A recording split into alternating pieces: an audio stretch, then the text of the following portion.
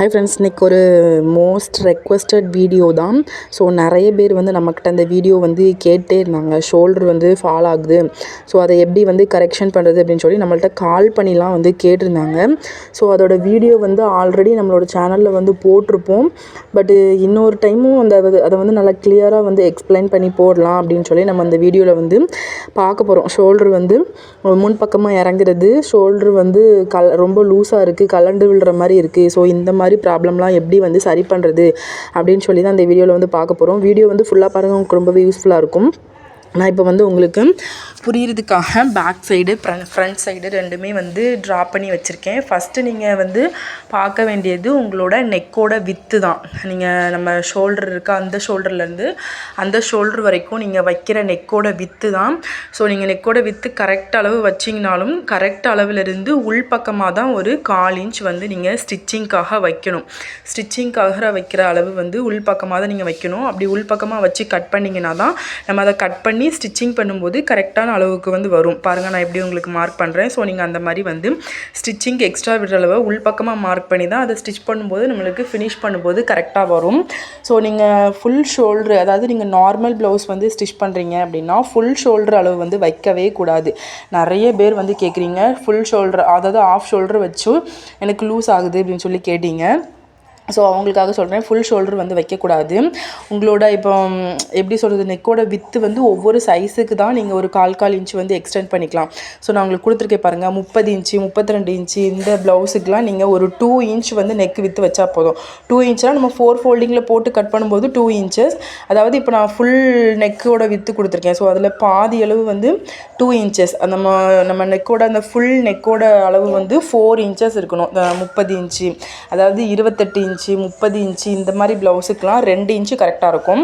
So 32 34 36 இந்த மாதிரி இதுக்கு 2.25 2.5 வரைக்கும் வைக்கலாம். அதாவது கஸ்டமர் வந்து நம்மக்கிட்ட கேட்குறத பொறுத்து, எனக்கு ஷோல்டர் வந்து ஃபால் ஆகாமல் இருக்கணும் அப்படின்னா நீங்கள் வந்து ஒரு 2.25 அளவு வச்சாலே போதும்.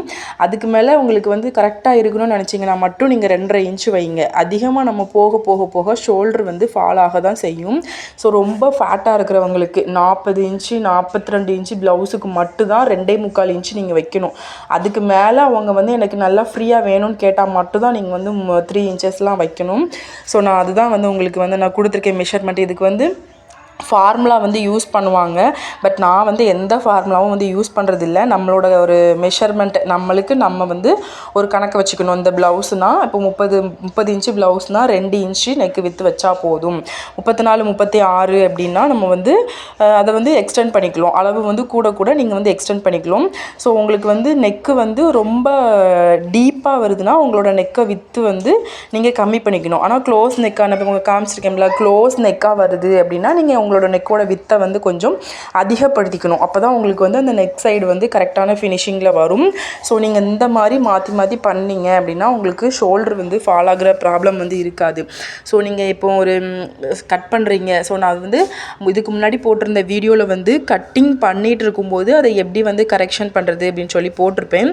ஸோ அந்த வீடியோவில் வந்து இந்த மாதிரி கொக்கி பீஸ் சைடு இருக்கா, கொக்கி பீஸ் சைடில் நம்ம ஸ்ட்ரெயிட்டாக லைன் போட்டு கொக்கி பீஸ் வந்து ஸ்டிச்சிங் பண்ணுவோம். ஸோ அதில் வந்து ஸ்ட்ரெயிட்டாக போடாமல் நெக்கு சைடு ஒரு 1/4 இன்ச் வந்து கிராஸாக போட்டு நீங்கள் வந்து கட் பண்ணிங்கன்னா உங்களுக்கு நெக்கோட அந்த அளவு வந்து குறைஞ்சிரும். அது மட்டும் இல்லாமல் இந்த ஷோல்டர் சைடு நம்ம அந்த நெக்கு சைடு கரெக்டாக ஒரு 1/4 இன்ச் வந்து நீங்கள் ஸ்லாண்டிங்காக வரைஞ்சி கட் பண்ணிங்கனாலும் உங்களுக்கு நெக்கோட வித்து வந்து உங்களுக்கு கம்மியாயிரும். ஸோ அந்த நெக்கோட வளைவு வந்து கம்மியாகிடும். ஸோ அந்த மாதிரி நீங்கள் கட் பண்ணிங்க அப்படின்னாலும் உங்களுக்கு ஆல்ரெடி எக்ஸ்ட்ரா இருக்குது அப்படின்னா நீங்கள் இந்த மெத்தட்ஸ்லாம் வந்து யூஸ் பண்ணி நீங்கள் வந்து கம்மி பண்ணிக்கலாம். பாருங்கள், நம்ம ஷோல்டரோட அந்த அளவை வந்து ஸ்லாண்டிங்காகவும் கீழே கொக்கி பெட்டி சைடில் ஒரு 1/4 இன்ச் வந்து கம்மி பண்ணி நீங்கள் வந்து கட் பண்ணிங்கன்னா உங்களுக்கு ஷோல்டர் லூஸ் ஆகிருக்கு அப்படின்னா நீங்கள் இந்த மாதிரி கட் பண்ணி கரெக்ஷன் பண்ணிக்கலாம். ஸோ நீங்கள் இதெல்லாம் பண்ணி ஸ்டிச்சிங் பண்ண ப்ளவுஸில் உங்களுக்கு வந்து ஷோல்டர் ஃபால் வருது அப்படின்னா உங்களுக்கு ஒரு வேளை நீங்கள் ஆர்ம் ஹோல் சைடு வந்து டைட்டாக ரொம்ப டைட்டாக இருக்குது அப்படின்னா அந்த டைட்டு வந்து அதிகமாக இருக்கும்போது ஷோல்டர் வந்து தானாக கலண்டு வரதான் செய்யும். ஸோ ஆர்ம் ஹோலோட டைட் வந்து கரெக்டாக இருக்கான்னு செக் பண்ணிக்கோங்க. அது மட்டும் இல்லாமல் நம்ம ஷோல்டரும் ஸ்லீவும் வந்து ஜாயின் பண்ணும்போது ஷோல்டரும் ஸ்லீவும் ஜாயின் பண்ணும்போது 2 இதோட சென்டரும் ஒரே இடத்துல இருக்கணும். அதாவது ஷோல்டரோட சென்டரும் ஸ்லீவோட சென்டரும் ஒரே இடத்துல இருந்தால் மட்டும்தான் ஷோல்டர் வந்து முன்பக்கமாக இறங்குற ப்ராப்ளம் வந்து வராது.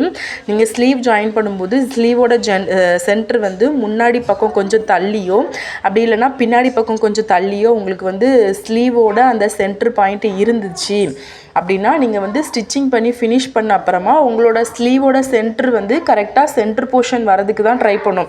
ஸோ உங்களோட ஸ்லீவோட சென்டர் வந்து சென்டர் போர்ஷனுக்கு வரதுக்கு ட்ரை பண்ணும்போது நார்மலாக உங்களோட ஷோல்டர் வந்து முன் பக்கமாக சேக் ஆகும். ஸோ அந்த மாதிரி நீங்கள் ஸ்லீவ் ஜாயின் பண்ணும்போது நீங்கள் பார்த்து வந்து கரெக்ஷன் பண்ணிக்கோங்க.